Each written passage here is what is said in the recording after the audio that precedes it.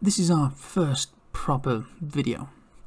I'm one of two hosts who are going to be doing various videos, podcasts about anything from media to technology to politics. Polytech media. There we go. Pretty straightforward. And I thought I'd go with a relatively easy one to jump into. Something that isn't, well, I don't think it's too divisive. And it's the media hypocrisy on Zach Braff's new relationship. Now I say hypocrisy because Zach Braff, who, we know from, I know from Scrubs, but he's also an accomplished writer and director in his own right. He did Garden State and a few other films. He's in a relationship with a Brit called Florence Pugh, and there's a 21-year age difference. He's in his 40s, she's in her early to mid-20s.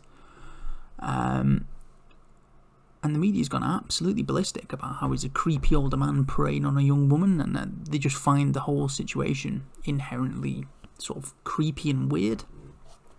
But there are examples of celebrities and influencers. Oh no! God, I hate that term.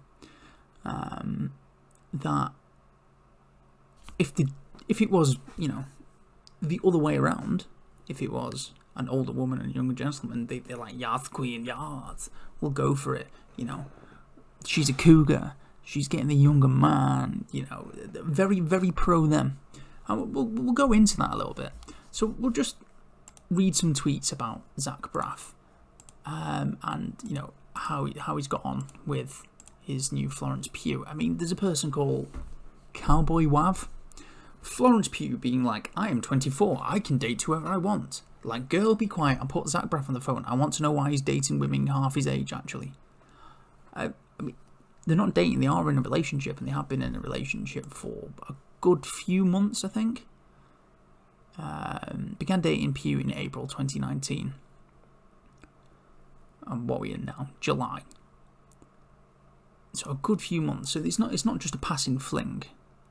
You've got someone else, Reptile Dad, Amon Miller. Florence Pugh is not allowed to date Zach Braff, or Zach Braff is.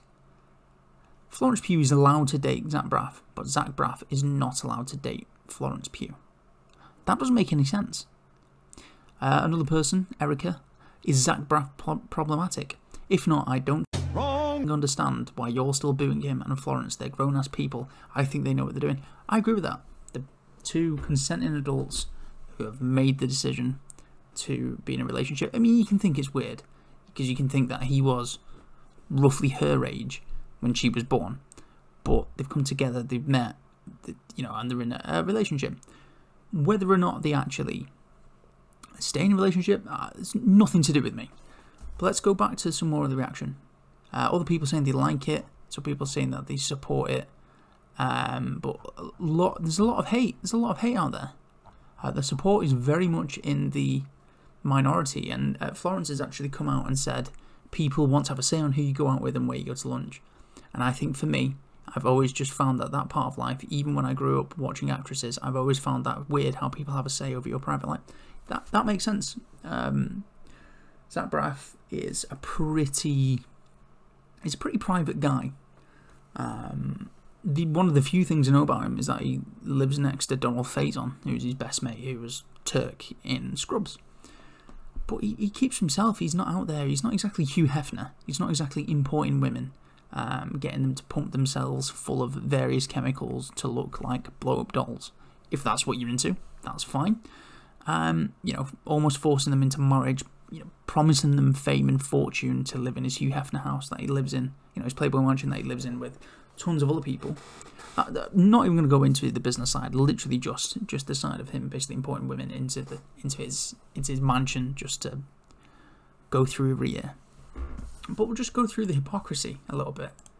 Hugh Hefner, go through. Hugh Hefner's another video. We won't go into Hugh Hefner because I'll be here for years. I mean, Zach Braff isn't exactly Leonardo DiCaprio, who just makes the rounds on like this year's model, which, if you're an Elvis Costello fan, that's a very up-to-date reference, honest. Yeah, but if we swap this round, and the woman's the older member of the relationship, you've got Aaron Taylor Johnson, who you might know from the Godzilla film, the first Western Godzilla film that wasn't the god-awful Matthew Broderick one. I think he was also Quicksilver in the MCU film before, they killed him off. Spoiler alert, because he was much more famous in the X-Men films. His wife is 23 years older than him. But get this, they met on the set of a John Lennon film, Nowhere Boy, I think. He was 19 and she was 42, and they got married 3 years later. And I didn't see anything from that other than like a yes queen, yes, go girl, yeah, Like, if this was a bloke, it'd be a police song, wouldn't it be? Like, don't stand so close to me. It'd be creepy. You'd have your contemporaries would be turning around, giving out to you, thinking it's creepy. I mean, there was endless articles about how Demi Moore, when she was married to Ashton Kutcher, and she's 15 years older than him, about how she was a cougar, about how it was empowering for women of her age, which it could be. I mean, that's a positive spin on it. Other examples of men that sort of got this hypocrisy. Jason Statham and Rosie Huntington-Whiteley, age difference of 19 years. George Clooney and Amal Alamuddin. But to be honest, George Clooney could get away with slapping his wang in the Queen's face because it's George Clooney. Another one that I remember going on for years was the Michael Douglas and Catherine Zeta-Jones relationship. I think it's a 25-ish age difference. Although one funny thing about Michael Douglas is that he released that he got throat cancer. And it was well known that he got throat cancer, but he released that he got throat cancer from I think the nice way of saying this is cunnilingus. Yeah, it's a nice way of putting that one. And there's an excellent piece on Norm MacDonald's podcast of Gilbert Gottfried talking about it. And I think if I've got the skills and if I remember to edit this in correctly, I'll put that clip in because that clip had me dying of laughter. I think cancer's a small price to pay to lick Catherine Zeta-Jones. Wrong.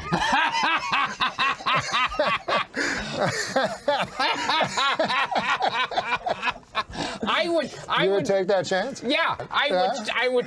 Wrong. For lupus. But you can see there is a general hypocrisy. There's a general hatred for the relationship where the man is considerably older. Let's say 10, 15 years older plus. But the other way around, it's empowering. The one thing that I think is, correct me if I'm wrong, write in the comments if I'm wrong, is that men, on average, this doesn't include myself, but men tend to be ready to settle down and have kids older than women do. Women tend to be earlier on, they want to, like before 30, there's the myth that after 30, you're going to struggle to have kids. So women tend to want to be married and be having kids before they're 30. Whereas some men, they tend to want to not be that serious with relationships, maybe have a career and focus on relationships. It's not as important to them to have that settled down. For better, for worse. I'm biased in the other way because we won't get into that anyway. One thing that I think is a glaring difference is that there's a Russian influencer. There's a Russian influencer who married a 20-year-old lad. She's in her 40s. But the big difference is, it was a stepson. She split from her now husband's dad and married her stepson. So her stepson is her husband. And I'm just going to slowly filter through this Lad Bible. And if you don't know Lad Bible, it's one of those, it started off as a Facebook group.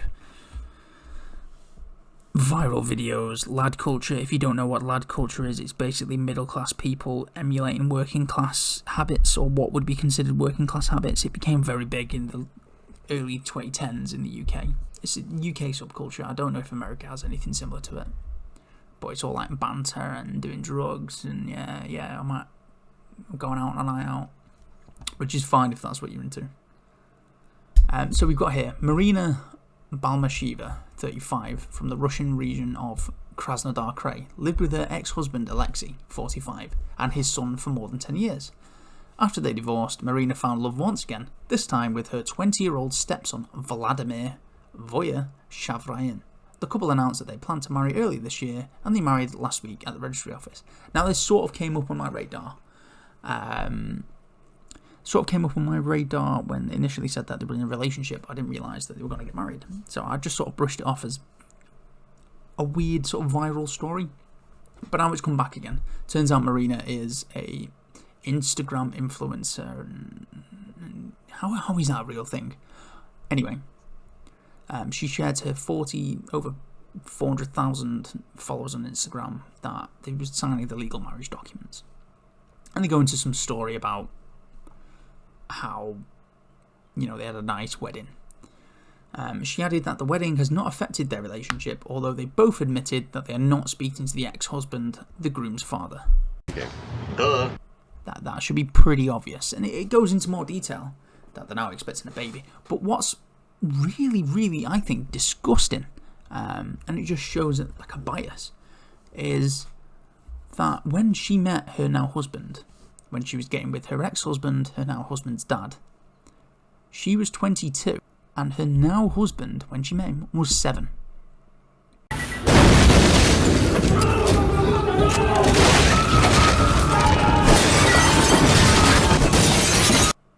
She's now married to him. He's now 20, she's 35. Is that not grooming? Has she not groomed that boy for 13 years? Now, if it was something like Woody Allen, where Woody Allen adopted, I mean, Woody Allen has his own problems, but he got absolutely lambasted for his, and rightly so, don't get me wrong, rightly so, he got lambasted for his relationship with his stepdaughter, or his adopted daughter, which, don't get me wrong, is horrendously weird. Should this not apply here? Should this not apply? There's a 15 years age difference, fair enough, but she groomed him from a small boy.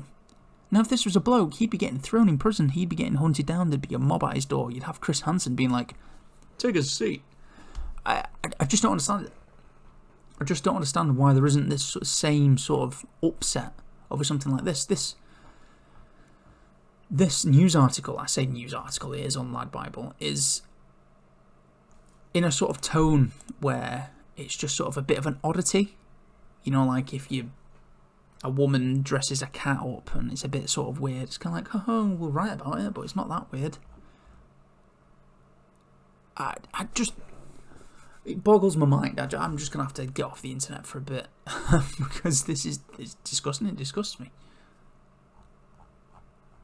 Oh yeah, and she's more worried about... She became famous in Russia after she appeared on a documentary that followed her weight loss journey. She also appeared on a Russian TV show where she shared details of her situation with Vladimir. So is it an attention-seeking thing? Whatever it is, it's creepy. It's disgusting.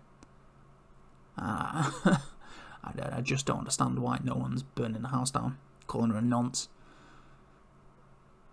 Well, if you disagree, if you think there are other examples of hypocrisy, or if you think it is relatively even, don't forget to drop a comment. If you like this kind of video format, if you think there are any other stories that you want to do, or you want us to cover, don't forget to drop it in our comments. Don't forget to like and subscribe, and, stuff like that can only make our voice louder.